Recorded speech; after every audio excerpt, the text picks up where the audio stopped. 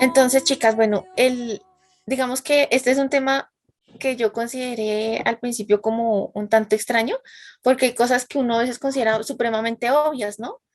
Pero también tenemos que considerar, digamos, como en la época en la que estamos, o digamos, hay cosas que en cierta época ya se daban por hecho o ya se daban por sentado, pero a medida que va pasando el tiempo, digamos, yo pensaría en la época que se escribieron estas cosas o que esto de pronto era algo muy normal, de pronto en esta época sea de gran luz, aunque para nosotros sea demasiado obvio.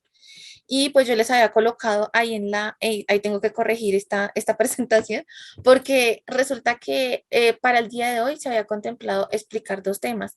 Cristo, vamos a ver el aspecto de Cristo como un hombre varonil e impecable, pero cuando llegué al punto de impecable era más extenso y no nos daba para verlo hoy, entonces se me olvidó corregir esa parte, pero entonces ahí la parte impecable solamente o sea, esa va a quedar para la próxima reunión, sí. Entonces hagan de cuenta que eso no está ahí en el título. Entonces, chicas, yo no sé si ustedes se hayan dado cuenta, o bueno, yo en este momento estaba recordando una, una imagen que salió hace poco donde había una cierta imagen que tenían los varones que hacía parte como de su masculinidad, ¿sí? Así como parte de la feminidad. De pronto en cierta época visualmente era más marcada la diferencia entre hombres y mujeres por el mismo porte, por la elegancia, por su forma de vestir, en las mujeres de pronto por sus vestidos, por sus peinados, pero si de pronto nosotros miramos en esta época, muchos hombres han, han adquirido o han eh, adoptado como ciertas cosas muy femeninas, que a pesar de que ellos siguen siendo hombres, ya su aspecto ya no es tan varonil, ¿sí? Sí. Exacto, entonces, de pronto por eso les digo, este tema, yo cuando lo vi en el libro, yo dije, pues no habría necesidad de enfatizar en esto, pero, o sea, son aspectos que son legítimos ver en la persona de nuestro Señor Jesucristo y sobre todo en esta época de pronto donde vemos que no estoy hablando del homosexualismo, sino de aquellos hombres que ya tienen mucha feminidad en sí. Aunque nosotros vamos a ver ciertos, no tanto en la parte física, sino digamos ciertos aspectos del Señor Jesucristo que también fueron confundidos en una época y a él digamos, muchas personas lo visualizaban como un hombre afeminado.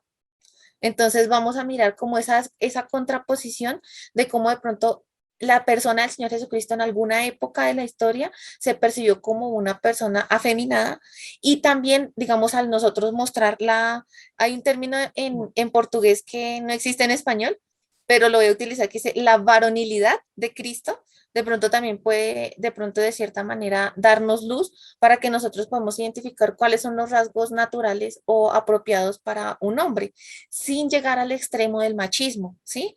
Esto es un tema que cuando yo lo dije, pues es algo tan natural, pero cuando nosotros vemos en realidad el centro y lo lindo que es ver cada uno de estos aspectos en la persona del Señor, nosotros nos damos cuenta cómo ese aspecto, siendo Cristo el centro, definitivamente da el equilibrio absolutamente a todo.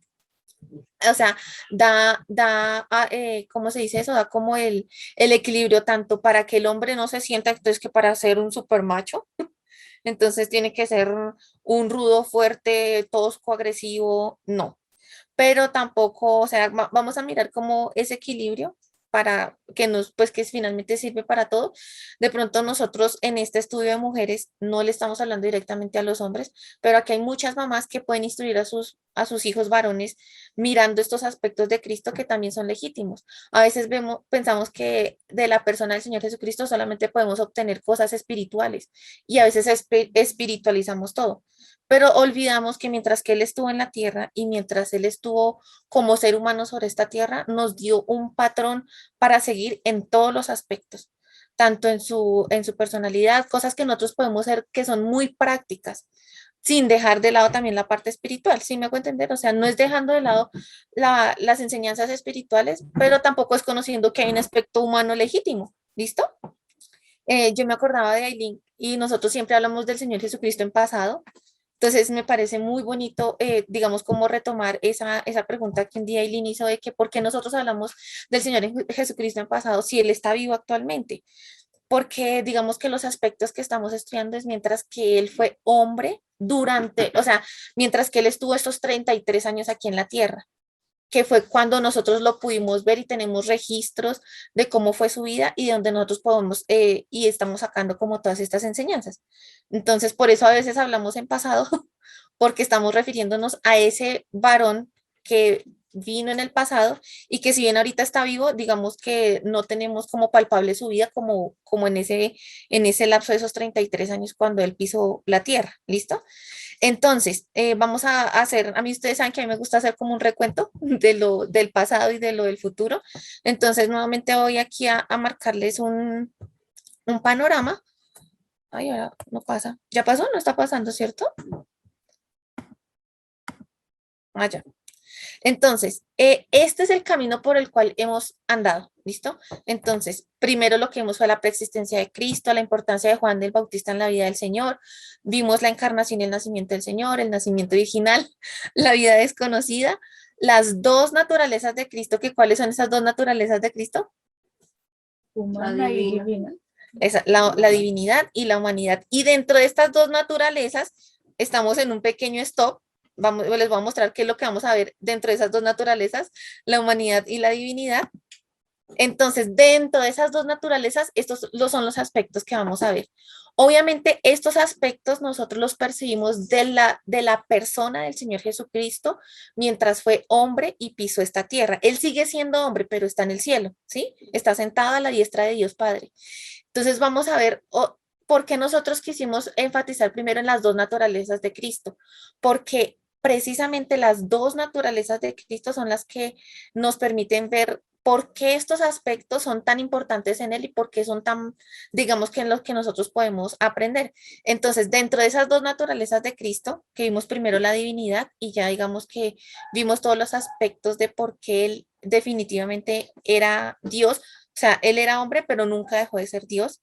Y mientras fue hombre, entonces pues como tenía las dos naturalezas, 100% hombre, 100% Dios, entonces vamos a ver cómo esas dos naturalezas digamos que afectaban o influenciaban o marcaban la vida del Señor Jesucristo en estos aspectos.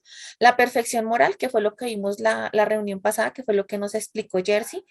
Después vamos a ver su carácter varonil, que es la que vamos a ver hoy. Vamos a ver su carácter impecable, que es la que vamos a ver la próxima reunión, porque definitivamente ya queda muy larga para ponerla hoy.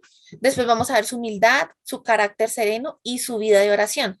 No necesariamente de pronto las vamos a ver en este orden, pero sí son los temas que vamos a ver dentro de las dos naturalezas de Cristo, ¿listo? Principalmente dentro de la humanidad, que es donde nosotros vamos a ver estos aspectos. Y ya cuando terminemos de ver esto, entonces retornamos a nuestro plano inicial, que son aquí las dos naturalezas, y el camino que nos queda por delante es el siguiente. Vamos a ver el bautismo del Señor Jesucristo, la tentación, la transfiguración, su ministerio, las enseñanzas y obras y la pasión de Cristo. Lo más seguro es que acá en enseñanza y obra de pronto nos demoremos también un poquito, hagamos otro stop y aquí en la pasión de Cristo sí es solamente como el tema macro, porque ahí también vamos a estar viendo otras cositas. ¿Listo? Entonces, ahora sí, vamos a empezar a ver el tema de hoy, que es Cristo varonil, ¿listo? O como se dice en portugués, la varonilidad de Cristo. Ese término no existe en español, pero me pareció que debería existir, porque va para ver toda esta parte varonil del Señor. Entonces, Jesús no fue solamente un hombre, él era un hombre varonil. Poca justicia le han hecho los muchos artistas que han intentado retratarlo. Muchas veces él es representado con una apariencia femenina y débil, en lugar de mostrarlo como un hombre varonil. Esa imagen necesita ser corregida tal como lo expresó en un poema Rex Bondi. Aquí quiero hacer un paréntesis y es que no sé si de pronto a ustedes les ha pasado o en una época, no sé si de pronto sería por la misma cultura, por el mismo tipo de arte, pero pintaban al Señor Jesucristo como con un rostro muy aquí perfiladito, sin barba, con su cabello ya muy largo, como con unos rasgos muy, muy femeninos.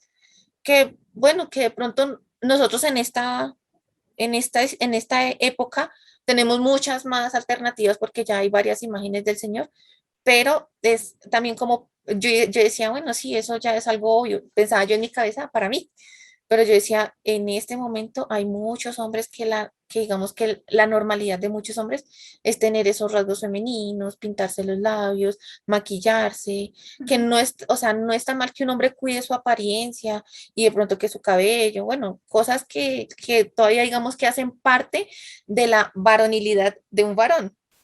Pero hay otras que ya definitivamente vemos que están entrando en desequilibrio. Y lo que les digo, no estamos hablando de homosexualidad, porque eso ya es otra cosa, pero que un varón, digamos, que mantenga su varonilidad sin llegar al machismo, ¿sí? A la rudeza, al ser áspero. Entonces tenemos que mirar ese equilibrio. Entonces, este hermano, ¿cómo se llama?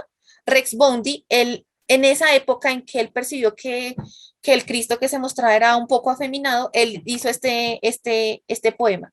Dice, danos en estos días difíciles un Cristo varonil. Pintores y escultores fortalezcan al guerrero. Nuestros caminos se separan de la tranquilidad del pasado. Necesitamos un hombre fuerte que nos sostenga sin temor a su propia muerte. ¿No fue él quien expulsó a los ladrones del templo y a su archienemigo derrotó? ¿Y a la higuera engañosa y sin frutos maldijo? ¿Y a la tempestad en el mal revuelto calmó? ¿No fue él quien en silencio soportó el mayor de los dolores en el Calvario en una cruz? Entonces, si nosotros miramos estos aspectos del Señor Jesucristo, nos dice como que no concuerdan esta personalidad que nosotros vemos en la Biblia con un aspecto como muy afeminado, ¿no? Entonces él estaba haciendo como un llamado a los pintores y escultores de que en realidad pintaran a un Cristo varonil. Ahora, no es una cosa así, un guerrero que, no, sí me hago entender. Nosotros, hay una frase que a mí me gusta mucho, que no sé qué hermano la dijo, pero es muy buena porque dice el Señor Jesucristo fue crucificado en medio de los ladrones. Quiere decir que si nos vamos hacia la derecha, vamos a encontrar un ladrón. Si nos vamos hacia la izquierda, vamos a encontrar otro ladrón. Nosotros tenemos que permanecer en el centro. Cualquier extremo que nosotros cojamos son ladrones de la verdad. Entonces, no es ver un Cristo rudo así, un super, Ay, un no está Hulk, bueno. sí, no, pero tampoco es ver un Cristo así afeminado, así como debilucho y flaco. Entonces, ese es, digamos que ese es el punto de lo que vamos a ver el día de hoy, de lo que explica este hermano, el que escribió el libro, que ¿cómo se llama? Oswald Sanders. Yo no, bueno, no sé si ahí se alcance a ver. Yo tengo la fotocopia porque no pude obtener un original porque el original solamente está en Brasil. Pero este es básicamente el libro donde estamos sacando las. No sé si se esté viendo bien, pero sí. Ah, no, no sé. Bueno, Ahora no. después de pronto les comparto una imagen. Pero el libro se llama El Incomparable Cristo y es básicamente, digamos que es un hermano que nos está mostrando como todos estos aspectos en la Biblia y lo que podemos ver en los diferentes pasajes. Entonces, esta historia me parece súper bonita porque nos cuenta, resulta que en una época, les voy a leer más o menos como dice acá, que preciso lo cerré. Aquí dice, se los voy a leer, dice, sin sombra de duda Jesús fue un caballero, pero no por eso dejó de ser un auténtico hombre. Si empiezan a ver el equilibrio, no quiere decir que él sea un rudo, un patán, que le pegue a todo. Era un caballero, pero no por eso dejaba de ser un varón. Dice, él unió en sí mismo las nobles gracias femeninas, o lo que nosotros consideramos como si fuera solamente del sexo femenino, y las virtudes viriles del sexo masculino. Lamentablemente, en cierta época, son las primeras las que han recibido mayor énfasis. Entonces, como lo ven en ciertos aspectos de su carácter, que él era noble, que él era tranquilo. Entonces a veces lo confundieron eso como si fuera algo femenino. ¿Por qué? Porque se tenía un concepto del hombre que era un macho así rudo, patano, cosas así. Entonces, este relato que les voy a mostrar dice, al final de la Primera Guerra Mundial, unos capellanes de los ejércitos repartían o compartían entre sí una frase que confirma la impresión que el mundo tenía acerca de Jesús. Dice, la mayoría de los soldados creía que Jesús era un hombre justo y bueno, pero era como medio débil. Ellos no veían que él era tanto el león de Judá como el Cordero de Dios. Entonces ellos a veces se quedaron solamente con la imagen de Cordero, entonces era un hombre así como medio débil. Pero entonces tenemos que ver esos dos aspectos en perfecto equilibrio para que también, sobre todo, yo pienso, digamos, bueno, yo dije, sería muy bueno que estos temas también pues los estudiaran los varones, pero como nosotros estamos en un estudio de mujeres, yo dije, pues entonces es para los varones que se vengan a levantar en medio de estas mamás que están viendo este tema hoy y de las que, si el Señor quiere, vayamos a ser mamás y de los que vendrán. ¿Sí? Entonces, resulta que en medio de este contexto, una vez un hombre mayor estaba conversando con un joven. Entonces les voy a mostrar esa conversación. Estaban hablando de varios temas y se estaban así como aconsejando, el mayor estaba aconsejando al joven. Pero en cierto punto de la conversación cambiaron el tema y resultaron hablando de Jesús. Entonces, esto es lo que aquí empieza la conversación. El mayor le dice, o sea, todos los que ustedes vean que salgan a este costado, ahí donde está el letrerito, esos son lo que dice el mayor y lo que sale al otro costado es lo que dice el menor, ¿sí? Entonces dice, el mayor le decía, yo no admiro a tu Jesús, él era medio débil y afeminado, yo prefiero a un hombre con H mayúscula. El joven le contesta, cuando era niño, ¿usted escuchó algunas historias de la Biblia? Oh, sí, de niño me gustaba escucharlas. Supongo que una de sus historias favoritas era la de Elías, aquel hombre rudo y osado que apareció de forma dramática y valiente delante del rey de Israel y desafió a toda una nación. El mayor le contesta, has acertado, siempre admiré la hombría de Elías. El joven le responde, ¿y del Nuevo Testamento le gustaba Juan el Bautista, vestido de manera no convencional y predicando sin temor alguno? Es extraño que justamente hayas destacado mis dos personajes bíblicos favoritos. Entonces le responde el joven, entonces cuando Jesús preguntó a los discípulos, ¿quién dicen las personas que soy? Ellos le respondieron, algunos dicen que eres Juan el Bautista y otros dicen que Elías. Si él hubiera sido débil y afeminado, como usted dice, ¿será que las personas lo habrían confundido con el rudo de Elías y el valiente Bautista? Nunca había pensado en esto antes. Desafortunadamente, y a mí de pronto me pasó con algunas películas, obviamente digamos que la historia que nosotros vemos en la Biblia, hay muchos detalles que no están, hay muchas minucias que no están. Entonces a veces los pintores, los escultores, los que hacen estas películas, para rellenar esos espacios, lo que hacen es poner detalles que ellos asumen que pueden ir ahí. Entonces, eso es lo que pasa. Digamos, si nosotros vemos al Cristo que nos muestra la palabra, no vemos un Cristo ni afeminado, ni medio débil, ni nada de eso. Y aquí lo podemos comprobar con esta conversación que tuvieron estos dos hombres. Desafortunadamente, las personas tienden a pensar que la bondad, la inocencia, la paciencia y la pureza son solo aspectos femeninos o de un carácter débil. Pero la verdad es bien diferente. Vamos a ver los aspectos varoniles del Señor Jesús entonces vamos a verlos. En su valentía, vamos a ver, o sea, todos estos aspectos que yo les voy a mostrar, lo vamos a ver en 4 aspectos, pero quiero que en estos aspectos veamos esa varonilidad, ese carácter varonil del Señor. Vamos a ver su valentía, su modo de hablar, su resistencia física y su autocontrol. Digamos que lo que hoy vamos a destacar es específicamente, digamos, cómo veíamos esa varonilidad de Cristo en estos aspectos, pero no quiere decir que sean rasgos que solamente le competen a los hombres, ¿sí? Porque nosotros podemos aprender del Señor Jesucristo en su valentía, de su modo de hablar, de su resistencia física, de su autocontrol. Esto no es algo que esté limitado a los varones, sino que vamos a ver ese aspecto de cómo él era varonil en estos puntos, ¿listo? Entonces, lo primero que vamos a ver es su valentía. Entonces, Jesús sabía lo que era el peligro. Aún así, nunca se le evidenció timidez o miedo y eso no se basaba en emociones del momento. Evidentemente, él claramente sabía las consecuencias de sus acciones. ¿A qué me refiero con esto? Por ejemplo, cuando él se enfrentaba a los judíos, no en una manera desafiante y digamos como buscando pelea, sino que lo hacía era para mostrar la verdad, ¿sí? Y él sabía, o sea, él sabía que no iba a ser bien tomado. Aún así, él nunca, digamos que nunca se rehusó a hacer lo que el padre le había mandado. Entonces, eso lo vemos. Ahora, ¿qué explicaba el libro? Decía, nosotros, o no sé si a ustedes les ha pasado que a veces estamos frente a una situación que es supremamente injusta y nos llenamos de ira y en nuestra ira explotamos. Eso no le pasaba al Señor. El Señor sabía, o sea, digamos, él no sufría de esas emociones, de que, digamos, que sus palabras o sus actos fueran un resultado de que, ay, no es que preciso me dio, no. Él sabía exactamente que lo que estaba haciendo iba a tener una consecuencia, ¿sí? Nosotros a veces pensamos que las consecuencias son solamente cosas malas, pero todo acto que nosotros hagamos tiene una consecuencia, sea buena o sea mala. Entonces él sabía perfectamente las consecuencias de todo lo que él hacía. Nadie evitó la muerte como él lo hizo. Sin embargo, cuando se cumplió el tiempo en que él había de ser recibido arriba, afirmó su rostro para ir a Jerusalén. Yo decía, ¿cómo así que le evitó la muerte? Si precisamente él vino fue a eso, a morir.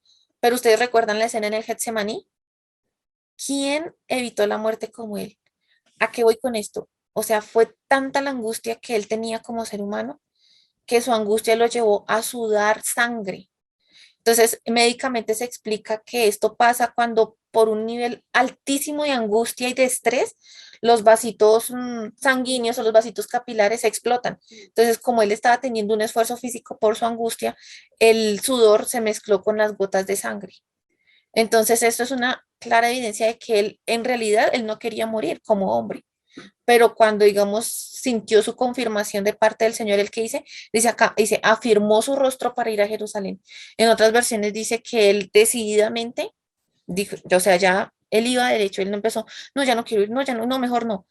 No, obviamente nosotros veíamos su angustia, que fue uno de los aspectos que también estudiamos antes de sus emociones, pero él definitivamente él afirmó su rostro y se enfrentó a lo que él sabía que tenía que padecer.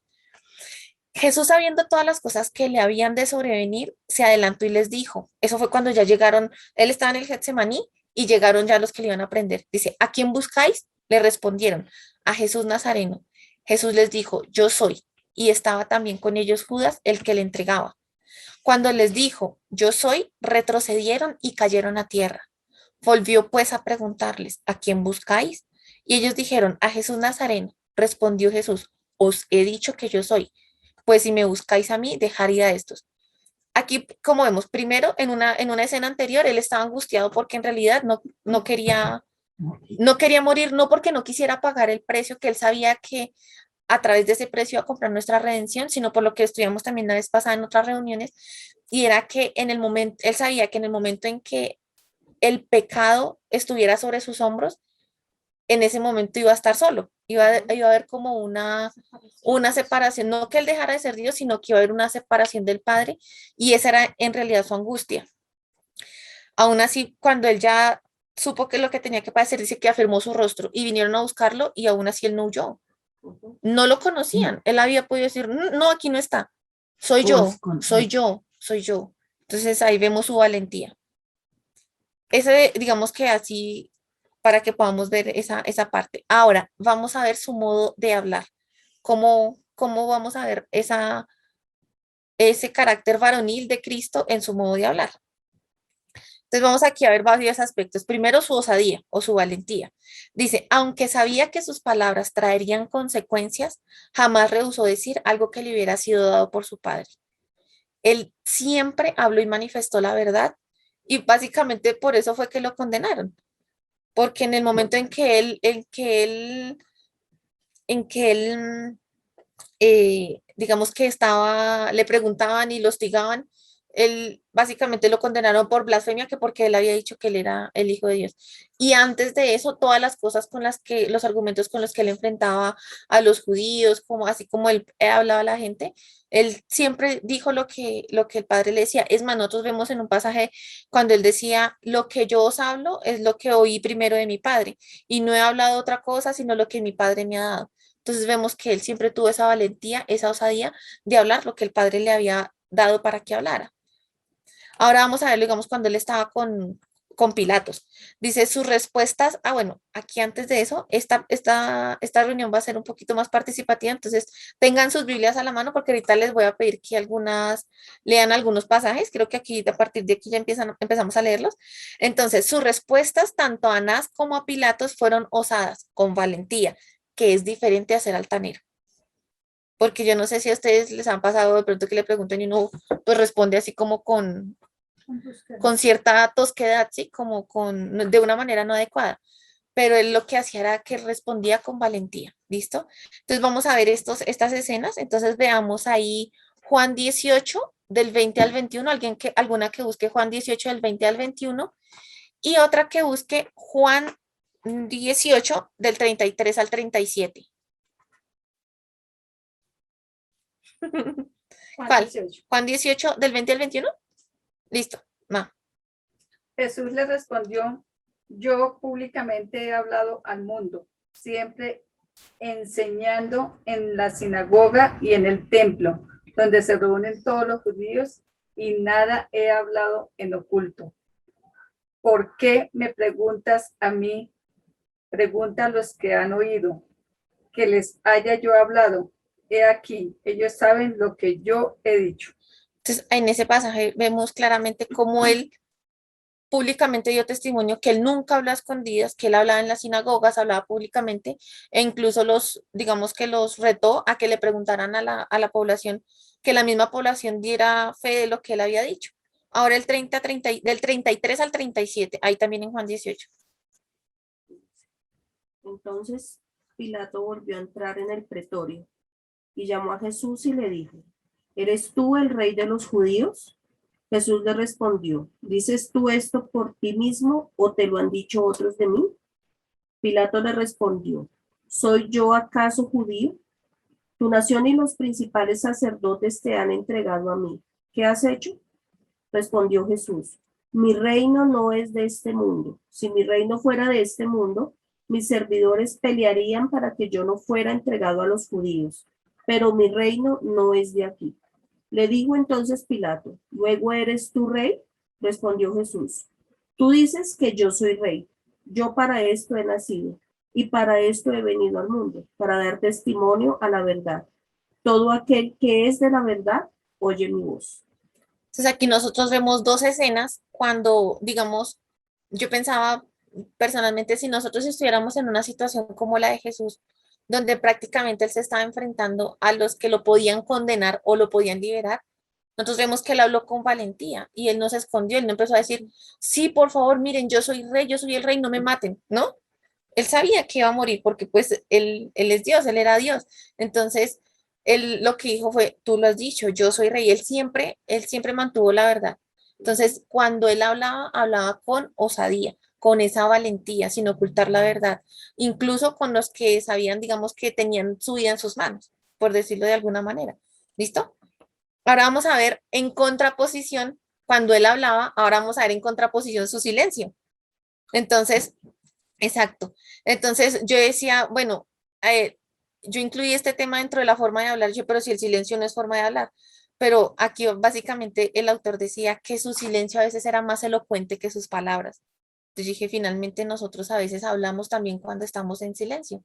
Incluso el Señor nos muestra que cuando nosotros a veces vemos esos silencios del Señor, Él cómo nos sigue como tratando y digamos esas cosas que Él nos sigue enseñando a pesar de que hay un silencio. Entonces, vamos a mirar como este contraste entre cuando Él hablaba y cuando estaba en silencio.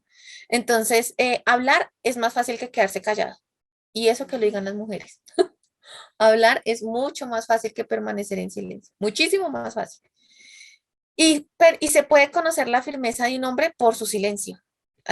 Santiago dice que aquel que es capaz de refrenar su lengua es capaz de gobernar todo su cuerpo. Entonces, definitivamente es mucho más importante a veces saber en qué momentos callar y en qué momento hablar. Nosotros no vemos en Cristo a una persona que siempre estaba hablando. Tampoco vemos un Cristo que siempre estaba callado, como que dice, no. O sea, tenemos que ver el equilibrio en el Señor, ¿sí? Tenemos que ver cómo Él sabía en qué momento debía hablar y la manera en que debía hablar y en qué momento permanecer en silencio. Entonces, hablar es más fácil que quedarse callado y se puede conocer la firmeza de un hombre por su silencio. Jesús sabía cuándo hablar y cuándo callar, por grande que fuera la provocación. Ahí nosotros vemos una escena cuando los fariseos, líderes religiosos de esa época, lo hostigaban y lo presionaban y él permaneció en silencio. Cuando Pero en esa, Pilato, sí, también, exacto. Nosotros vemos en esa escena de Pilatos sí, que hubo un momento en que él permaneció en silencio, pero en esa misma escena también vemos un momento en que él habló. Entonces, miren ese contraste tan perfecto. Yo sé que estamos viendo el carácter varonil del Señor, pero este aspecto específico nos habla mucho a nosotras como mujeres, porque para nosotras hablar, eso fluye, pero ¿cómo hacemos para saber en qué momento permanecer en silencio? en qué momento cerrar el pico, decía el hermano César Coneglian, dice, la mujer, por favor, cuando hable, antes de hablar, muérdase la lengua 2 veces, y ahí usted sabe si todavía tiene que hablar o no. Entonces, vemos en el carácter del Señor cómo él sabía cuándo tenía que permanecer en silencio y cuándo tenía que hablar.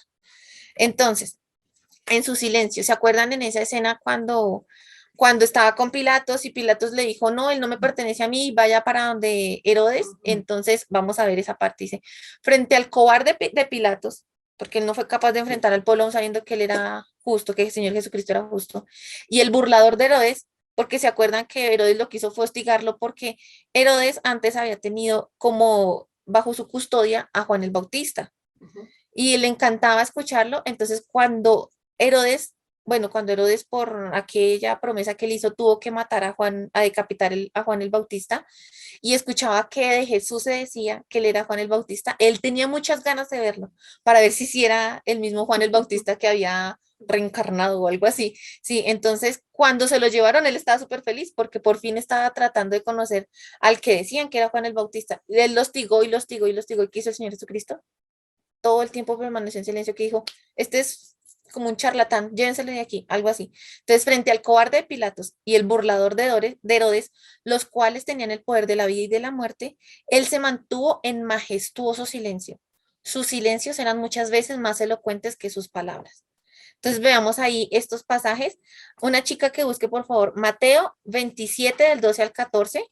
¿Quién va a buscar ese? Mi mami. Listo. Si alguna de las que están en línea también quiere leer, me avisan. Otra chica que busque Marcos 15 del 4 al 5. ¿Quién lo quiere leer? ¿Alguna de las que están en línea? Sí, yo. Listo. Entonces tú lees Marcos 15 del 4 al 5 y Marce, de pronto siquiera, Lucas 23 del 8 al 11. Entonces empecemos con Mateo 27 del 12 al 14. Y siendo acusado por los principales sacerdotes y por los ancianos, nada respondió. Pilato entonces le dijo, ¿no oyes cuántas cosas testifican contra ti? Pero Jesús no le respondió ni una palabra, de tal manera que el gobernador se maravillaba mucho. Listo. Ahora Marcos 15 del 4 al 5. Ya, mami, ya. Otra vez le preguntó Pilato diciendo, ¿nada respondes? Mira de cuántas cosas te acusan. Mas Jesús ni aún con eso respondió, de modo que Pilato se maravillaba. Y Lucas 23 del 8 al 11. Gracias, Esperancita. Herodes, viendo a Jesús, se alegró mucho, porque hacía tiempo que deseaba verle, porque había oído muchas cosas acerca de él y esperaba verle hacer alguna señal. Y le hacía muchas preguntas, pero él nada le respondió. Y estaban los principales sacerdotes y los escribas acusándole con gran vehemencia. Entonces Herodes con sus soldados le menospreció y escarneció, vistiéndole de una ropa espléndida, y volvió a enviarle a Pilato. Entonces nosotros vemos, yo decía, bueno, obviamente, digamos, nosotros ya conocemos la historia y para nosotros es normal ver estos aspectos, pero digamos, en otra posición, él divinamente se había podido haber defendido, haber hecho milagros, haber hecho señales, pero él sabía que básicamente para esa hora, o sea, exacto, y que era algo que él tenía que hacer, básicamente para eso él fue que él se encarnó y para eso fue que él vino a vivir como ser humano para pagar ese precio. Entonces él sabía que, por eso vemos que antes de eso, cuando él ya sabía que su hora iba a llegar, dice, afirmó su rostro y se fue para Jerusalén.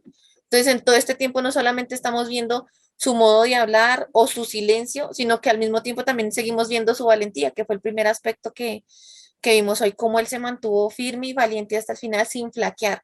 Me refiero sin flaquear en su carácter, porque sabemos que él tuvo varias caídas en cuanto a su, ¿cómo se llama? Sí, a su trayecto, ¿cómo se llama eso? Que eso tiene un nombre. ¿El Vía Crucis que llaman? Bueno, no sé. Sí, el camino que él tenía que, eso, sí, el camino en que él se tenía que desplazar con su cruz. Entonces, vemos nosotros que él tuvo esas, esas caídas, o sea, como ser humano, porque hay, digamos que en esos momentos nosotros también vemos cómo él era 100% hombre. Si él hubiese sido solamente Dios sin ser 100% hombre, pues eso no le hubiera hecho ni mella. Hubiera seguido andando con su cruz, ustedes, listo, crucifíquenme, listo, ya, chao. Pero él precisamente, él se sometió a toda esa condición humana para pagar el precio a cabalidad, totalmente. Digamos que limitándose a sus propios atributos para el poder pagar ese precio y vemos su debilidad en cuanto a su humanidad, pero vemos su firmeza en su carácter que se mantuvo impecable y sin doblegar y sin flaquear hasta el final. ¿Listo?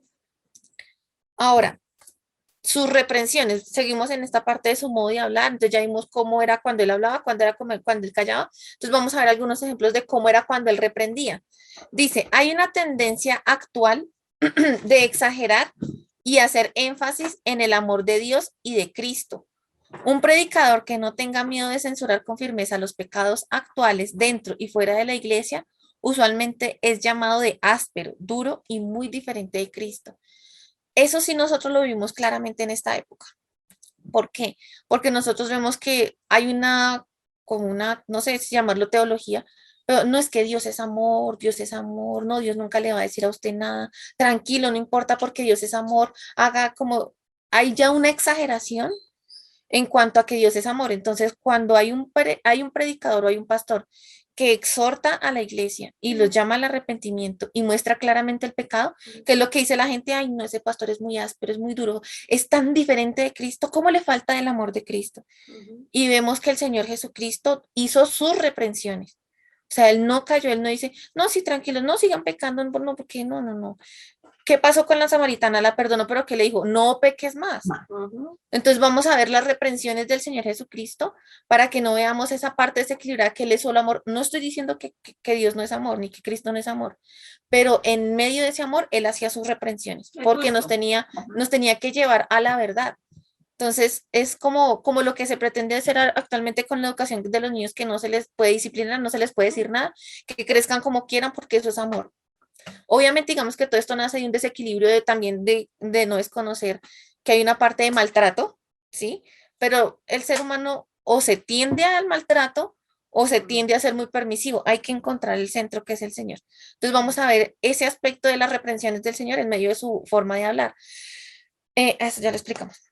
Dice, veamos entonces unas palabras provenientes del rey de amor. Entonces vamos a ver si un rey de amor es solo amor en cuanto a que no, sí, sí, no, no, no, no hay que reprender, Una no hay cosa que es decir ser nada. permisivo y otra cosa Sí, es- exacto. Entonces vamos a ver cómo este rey de amor, sin dejar de ser rey de amor, vamos a ver estas palabras, estas reprensiones que él hacía. Entonces dice, veamos entonces unas palabras provenientes del rey de amor, que no fueran dichas ni al hijo pródigo ni a María Magdalena, pero sí a los líderes hipócritas de la clase religiosa dominante.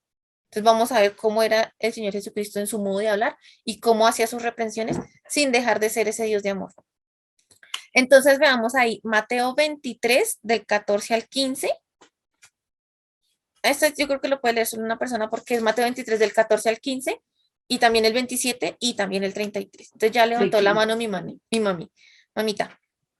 Hay de vosotros, escribas y fariseos hipócritas, ¿por qué devoráis las casas de las viudas y como pretexto hacéis largas oraciones y por esto recibís mayor condenación? Hay de vosotros, escribas fariseos hipócritas, porque corréis mar y tierra para hacer un prosélito y una vez hecho, le hacéis 2 veces más hijo del infierno que vosotros. El 16 también. No, ahí salta el 27 y después el 33. El versículo 27 del capítulo 23. Del 23 al Hay de 27. vosotros, escribas y fariseos hipócritas, porque sois semejantes a sepulcros blanqueados, que por fuera a la verdad se muestran hermosos, mas por dentro están llenos de huesos de muertos y de toda inmundicia. Y el 33. Serpientes, generación de víboras, ¿cómo escapáis de la condenación del infierno? Entonces nosotros quiero que veamos o sea, en equilibrio, cómo el Señor Jesucristo no permaneció en silencio y cuando tuvo que hablar y reprender lo hizo sin llegar a ser lo voy a decir de esta manera, que creo que está mal hecho, como un tosco animal, ¿sí? Como algo No, o sea, miremos, Escandaloso. exacto, Ujú. no tanto no escandaloso porque él hizo cosas que definitivamente escandalizaron a los judíos, pero me refiero es que él no llegó, o sea, él no permaneció en silencio cuando tuvo que hablar, él permaneció en silencio cuando no tenía que hablar. Y cuando hacía sus reprensiones, ¿cuál era el objetivo de estas reprensiones? Humillar a las personas en frente de los demás, que ellos vieran la Hacer ver el verdad, pecado. que ellos Ujú. vieran que al Dios que estaban sirviendo le estaban sirviendo mal, que ellos vieran, o sea, que ellos vieran a la verdad, que todo lo que ellos tanto atesoraban en la ley y en sus ritos y en todas estas cosas era él mismo. Y yo, o sea, ciertamente yo creo que hubo muchos que en realidad vieron la verdad, pero hubo muchos otros que no, por algo lo crucificaron. Pero entonces estamos viendo ese aspecto, cómo él reprendió sin dejar de ser ese Dios de amor. Y si no, no, es que pobrecito, yo cómo les voy a decir que están siendo hipócritas. No, él lo dijo y él lo expuso y él lo sacó a la luz, porque ¿cuál es el propósito de estas cosas? Pues que las personas vengan al arrepentimiento. Ahora, ya vimos su osadía, acabamos de ver sus reprensiones, ahora vamos a ver su franqueza. Y esto es algo que, ay, señor, este es un tema, yo decía, estos temas, yo no sé este libro cuándo fue escrito, pero es tan actual, tan actual. Entonces sí es actual, ¿cierto? Bueno, debe ser por eso. Ah, bueno, es del 90, sí, imagínense, no es tan antiguo, pero tampoco es tan, digamos que tan reciente. Digamos que en esa época, de pronto algunos hermanos podían vislumbrar lo que se veía, pero en los 90 los hombres todavía no eran tan afeminados como ahorita. Y bueno, otras cosas. Entonces vamos a ver la franqueza del Señor Jesucristo. Dice, Cristo jamás ocultó la cruz para conquistar a algún discípulo. Esto no le suena como a teología de la prosperidad, de pronto a confiesa positivo, esas cosas, decláralo, pisotéalo, arrebátalo, eso. Entonces, Cristo jamás ocultó la cruz para conquistar algún discípulo. No hay alguien que haya dejado todo para seguirlo que no haya tenido antes la oportunidad de calcular el costo. O sea, Jesucristo cuando llamó a los suyos y cuando llamaba no solamente a los 12, sino a todos los que le iban a seguir, Cristo nunca les ocultó el costo de lo que significaba servirlo. ¿Qué le dijo al rico? Véndelo todo, o sea, tenía que pagar un precio. ¿Qué les dijo bueno, a todos? Siempre tenía que pagar un precio. Tienes que tomar tu cruz y seguirme. O sea, hay cosas que el Señor no ocultó, Él siempre fue franco. En cambio, ahorita, ¿cómo se predica? Tranquilo, conviértase que su matrimonio se va a arreglar. Conviértase que esa enfermedad el Señor se la va a quitar. Y no estoy diciendo que el Señor no haga esas cosas. No estoy diciendo que el Señor no tenga el poder de arreglar matrimonios. No estoy diciendo que el Señor no tenga el poder de operar sanidades. Pero nuestro propósito de seguir a Cristo no es obtener esas cosas. ¿Por qué? Porque hay matrimonios que igual se dañan y las personas siguen siguiendo a Cristo. Hay personas que mueren de una enfermedad terrible, pero mueren siguiendo a Cristo.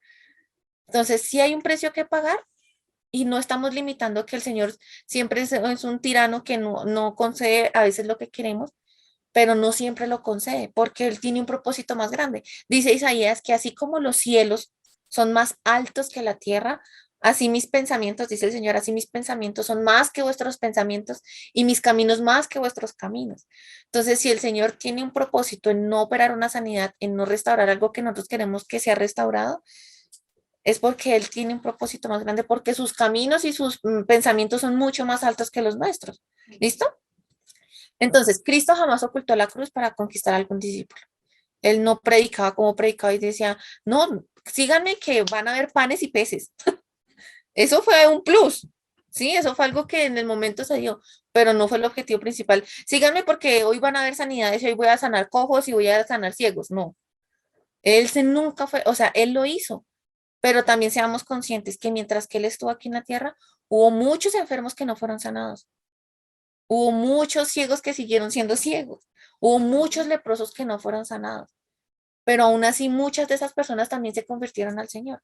¿Por qué? Porque su objetivo no era venir a quitar eso. Él lo hizo porque él tiene poder de hacerlo, pero digamos que su centro no era eso. Vengan, síganme que les voy a quitar las enfermedades. No, dice, el que decía, arrepentíos porque el reino de los cielos se ha acercado. Arrepentidos y bautícense, ¿no? Eso era lo que se le decía a los discípulos para que empezaran a seguir al Señor. Entonces, la franqueza. Los seguidores del Señor Jesucristo deben ser voluntarios conscientes. que sepan que hay un precio que pagar. Pero el discurso actual se centra en aquello que las personas ganan al tornarse cristianas. Jesús nunca dejó de destacar el costo de seguirlo. Y veamos ahí dos pasajes para ver este tema, en Mateo 8:20 y Lucas 14:27. ¿Quién dijo yo? Las chicas, las chiquis.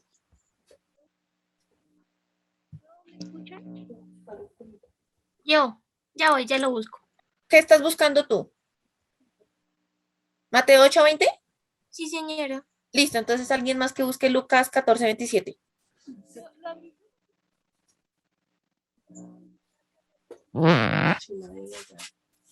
¿Alguien más va a leer Lucas 14:27 o pongo a las chicas de acá? Lucas. Listo, entonces primero Mateo 8:20.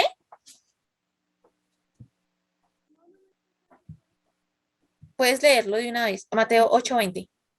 Jesús le dijo, las zorras tienen guaridas y las aves del cielo nidos, mas el Hijo del Hombre no tiene dónde recostar su cabeza. Esto se lo dijo a una persona, a un varón que lo quería seguir, pensando que todo el tiempo, creería yo, que todo el tiempo van a haber multiplicaciones y milagros, y él le dijo, no tengo ni dónde recostar la cabeza. O sea, él tenía que saber que si lo quería seguir, esas comodidades que de pronto él pensó que iba a tener, no las iba a tener. Y ahora Lucas 14:27.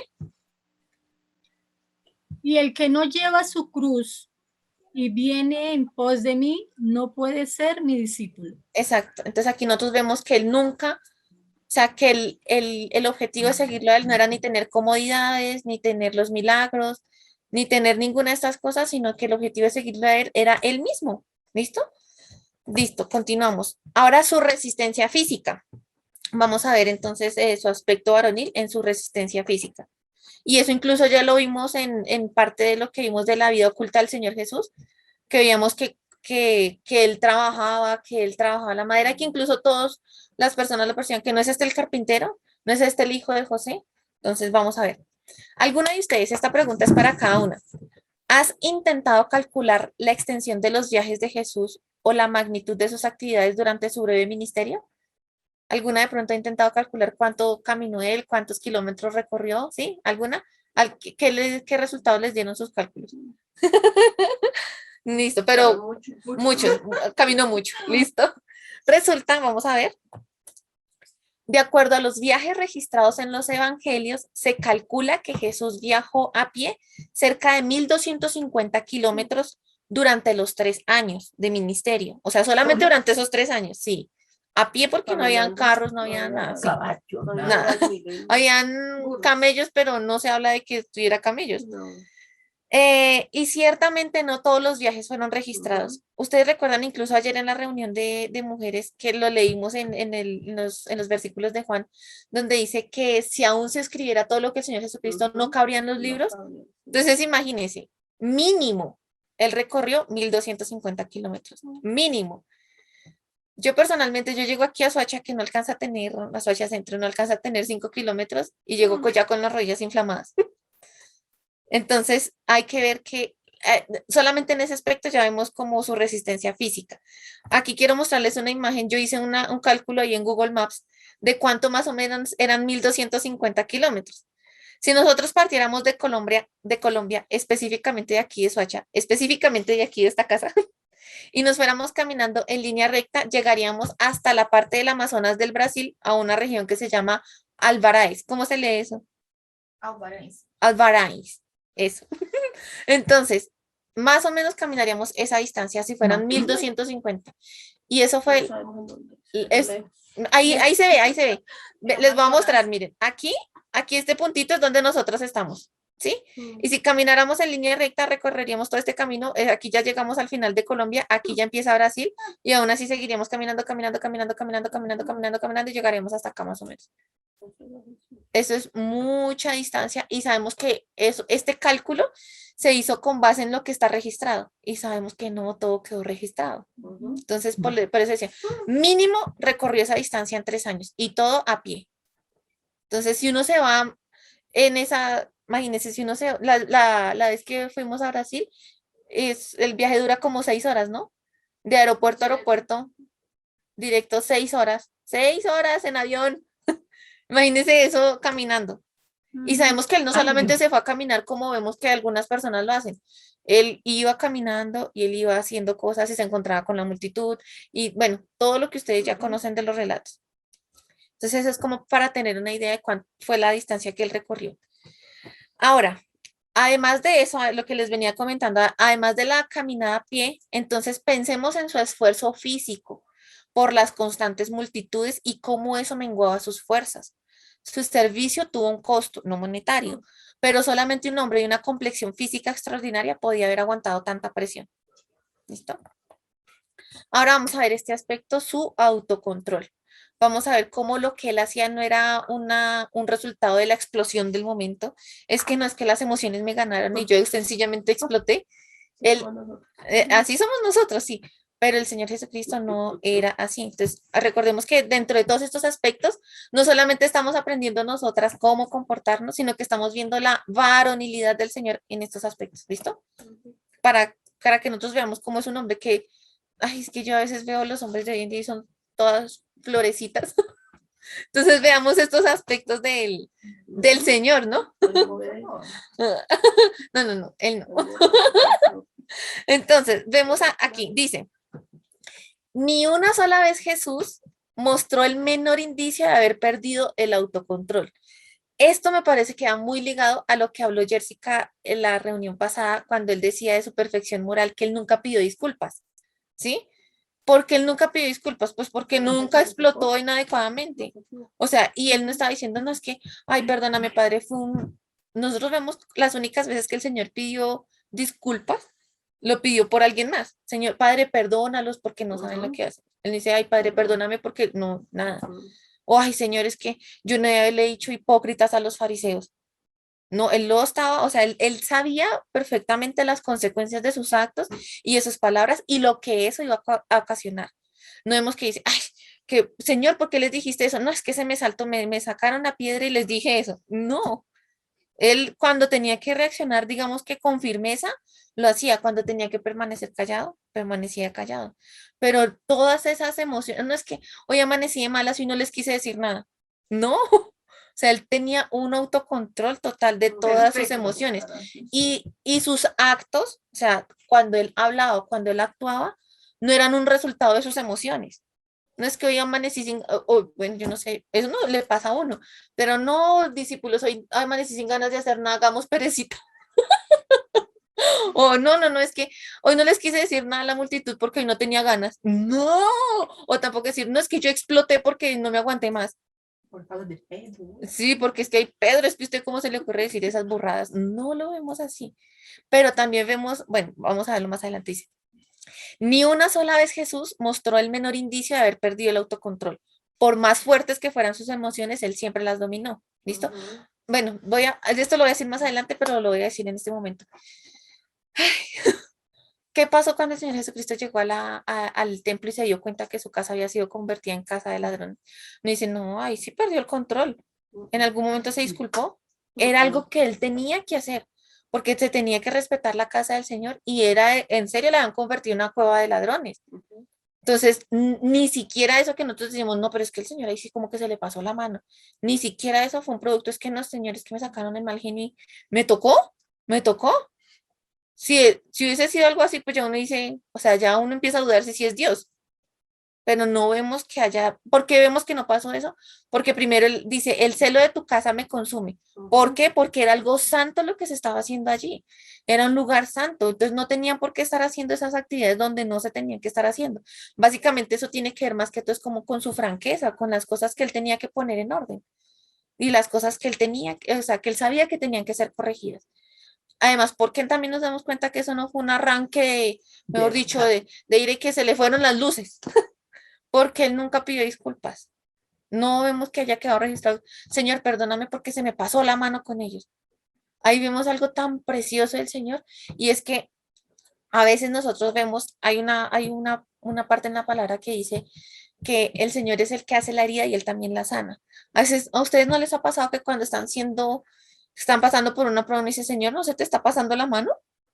Señor, por favor, es que ya tantas cosas, deme tregua, Señor, por favor. El Señor sabe perfectamente, Él no se extralimita. Él dice, ay, sí, perdón, se me pasó la mano, perdón. Él no está improvisando, él no está, él no actúa con nosotros porque es que, ay, se me olvidó, sí, como cuando uno se le riega la leche, ay, no, si es que los dejé ahí en el fogón y se me olvidó que estaban ustedes ahí.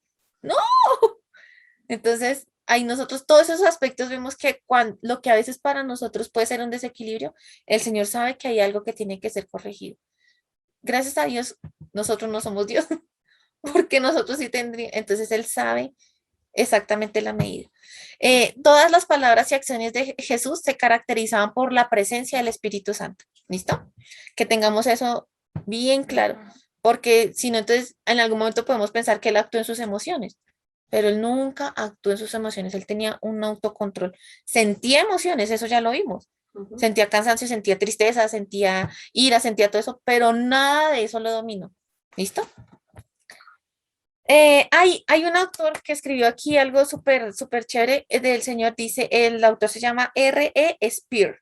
Dice, de vez en cuando encontramos algún hombre firme que tenga el control de sus emociones, bien sea reprimiéndolas o estimulándolas hasta cierta medida. O sea, un hombre por lo general controla sus emociones de dos maneras, o las reprime o las estimula, pero por lo general hay una gran variación de emociones involuntarias y no controladas, que son revelaciones verdaderas e inconscientes de aquello que ocurre en el interior y que esas emociones solo lo sacan a flote.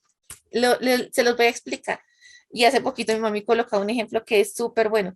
¿A ustedes no les ha pasado que de pronto, bueno, en esta semana pasó algo que no sé si tendría algo que ver, pero estamos en un grupo y se empezaron a colocar unos mensajes y hubo una hermana que inconscientemente grabó, ay, es que no dejan ni trabajar.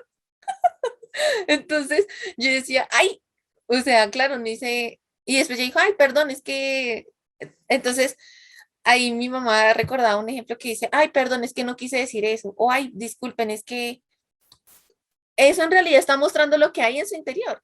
Cuando usted pide disculpas por algo que salió de su interior, usted sabe que de cierta manera actuó de manera inadecuada o fuera del protocolo, pero en realidad eso sacó lo que está en su interior. Eso nunca lo vemos con el Señor. Nosotros por lo general reprimimos nuestras emociones y si hay alguna hermanita que de pronto uno dice como que en algún momento de pronto está haciendo algo inadecuado, uno quisiera decirle como hermanita, cállese, hermanita, no haga eso, hermanita, así sé cuándo. Y si en algún momento de tanto que uno se ha reprimido, uno termina diciéndolo, ay, perdón, hermanita, yo no quería decirle eso, sí se lo quería decir.